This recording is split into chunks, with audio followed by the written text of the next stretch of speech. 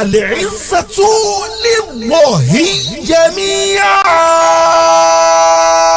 Gbogbo yáyé ètò Olúwa ni. labbaik Allahumma labbaik labbaik la sharika lak labbaik innal hamda wan ni'mata lak wal mulk ẹ káàbọ̀. ẹ mọ̀ ògùnlẹ̀ ẹ mọ̀ rọra sí ọ́fíìsì ọ̀kanlọ́mọ al-Izzah Hajji and Umrah. iléeṣẹ́ àgbáyé tó jẹ́ ti amúnirìnrìn àjò mímọ́ lọ sí ilé Olúwa ní. brothers and sisters, you are welcome to our office. al-Izzah Umrah and Hajj, an exceptional body that leads while others follow when it comes to giving a good services and ascertaining better in performing Umrah and Hajj. bẹ́ẹ̀ni ọ̀kanlọ́mọ al-Izzah iléeṣẹ́ alára àgbà yìí dání. tó o bá ṣetán láti rin ìrìn àjò mímọ́ Umrah ló fẹ́ lọ ní. Hajj lẹ́yìn ń gbèrò lọ́dún tá a wà yìí. ó ń tán lọ o. tètè yára wá gba fọ́ọ̀mù tirẹ̀ náà báyìí. ayyuhal hujjaju wal mu'tamiruna fi hadhal 'am.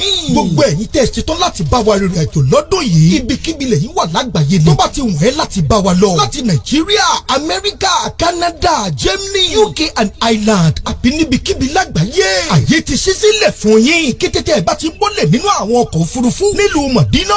àwọn òṣìṣẹ́ wa wọ́n mọ̀ kí n káàbọ̀ sí àwọn ilé ìtura tá a ti gbà kalẹ̀ fún yín. àwọn àlùfáà tí wọ́n dángájíyá tí wọ́n dẹ́tọ́ lẹ́nu ògbín àwọn náà ni wọ́n mọ̀ tọ́ yín sọ́nà. àwọn dókítà akọ́ṣẹ́mọṣẹ́ náà ni wọ́n tún mọ̀ mójútó àwọn ìlera yín. az-ziyaratul majaniyatu ila al-masha'iril muqaddasati. àwọn àbẹ̀wò sí àwọn àyè àṣẹ tí àdúrà ti ń gbà. a tún mọ̀ mú yín débẹ̀. gbogbo àwọn ètò amú ìgbésí ayé ẹni rọrùn ní ìrìn àjò àti ọ̀nà tẹ́ fi ṣiṣẹ́ yín láṣẹ pé. gbogbo òmùra rẹ̀ náà ni ọ̀kanlọ́mọ al-Izzah Umrah and Hajj ni wọ́n ti ṣètò rẹ̀ kalẹ̀. ní Mọ̀dínà ni àbí nílùú Mọ́kà. ìwọ náà dìde fóyà. kó o wá bá ilé iṣẹ́ ọ̀kanlọ́mọ al-Izzah Umrah and Hajj kó o wá bá wọn rìnrìn àjò pọ̀. ìdí tí ọkàn rẹ yóò fi balẹ̀ pé ilé iṣẹ́ gidi ló wá. òun náà ni titi aláṣẹ àti olùdásílẹ̀. tá a mọ̀ sí samahatu sheikh alhaji shakirullah adébárí ọ̀kanlọ́mọ ọmọ alimi emir of Washington DC.